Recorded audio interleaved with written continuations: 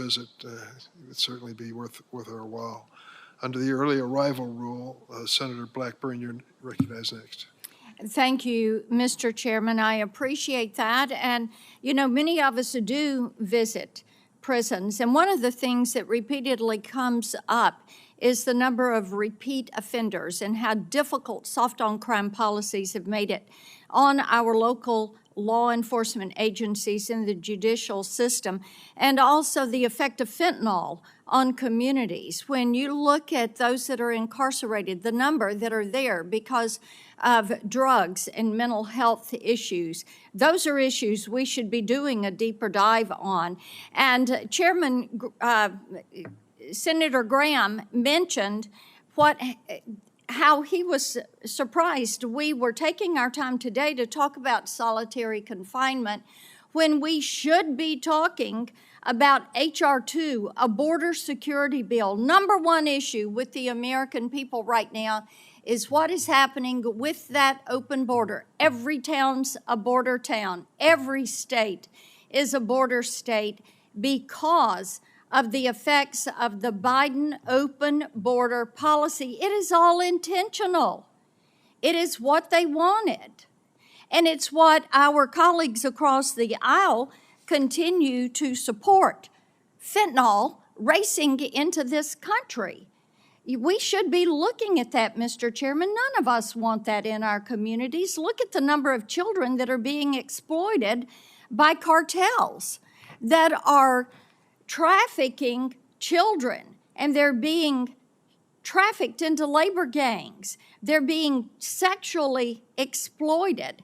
These are things that are happening, and I wish that we were putting our time into that. Now, back when I was in the House in 2007, I introduced a bill, the CLEAR Act, and it would take some of those provisions from the 287G program and give authority to local law enforcement. When they apprehend somebody that is in the country illegally, they can hold them. And then ICE has to come and ICE has to deport them and then reimburse that local law enforcement agency for what they have spent. So, Sheriff, I want to come to you, and thank you to each of you for being here today. I appreciate it. I would like to get your thoughts on legislation like the CLEAR Act that would empower local law enforcement and then have ICE deport these criminal illegal aliens and reimburse local law enforcement for what they have spent, and deny federal law enforcement funds to jurisdictions that will not comply with federal immigration law. Senator, what you're talking about is not something new or revolutionary. We had that at one time. If I remember right, it was somewhere around 287G. Well, even before then, Yeah. even before 287G, in the 1980s and 1990s, we had officers at the Victoria Police Department who were dual commissioned as U.S. Customs agents and local police officers. And they had the authorities that you're talking about. And so the restitution of those authorities is something that can be looked at by federal authorities.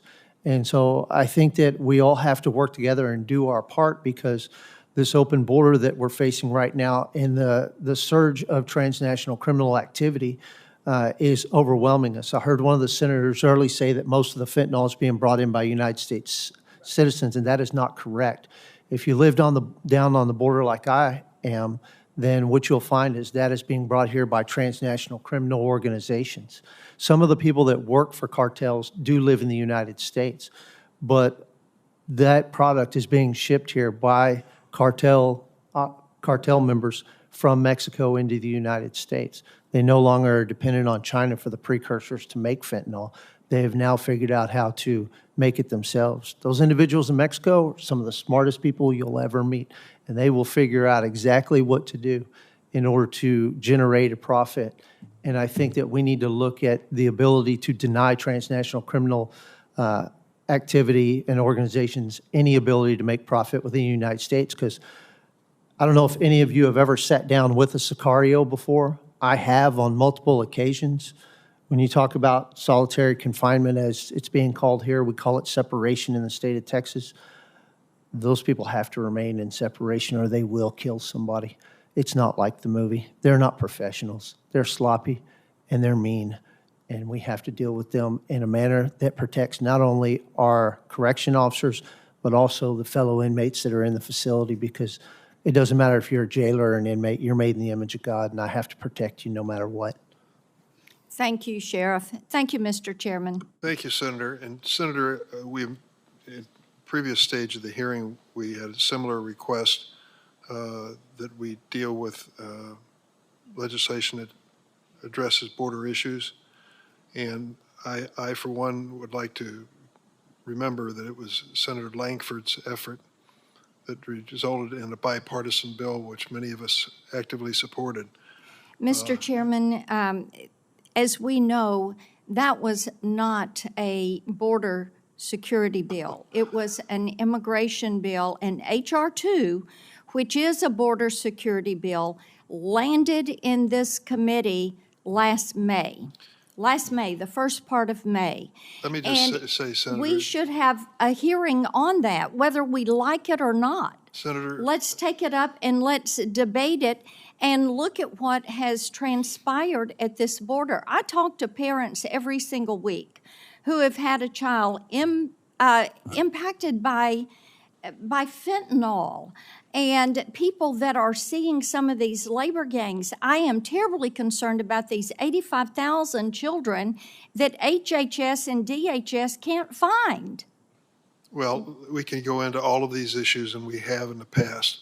But I will tell you that the bipartisan effort by Senator Langford, the chosen representative of the Senate Republicans, along with Senator Murphy and Senator Sinema, was the first bipartisan effort that moved us towards 60 votes, which is essential for passage in the Senate. And it couldn't get where it four needed to go. Four Republicans, after they told us It was point not blank, a border security well, bill. I tell you, you're wrong. And I want, well, You're wrong, no, sir, Senator. I am not wrong And on that. It was HR2 an received no immigration Democratic bill. votes. I don't want to go down these rabbit holes of The American partisan- people are expecting us to do it. That's why they want a trial Well, on Mayorkas.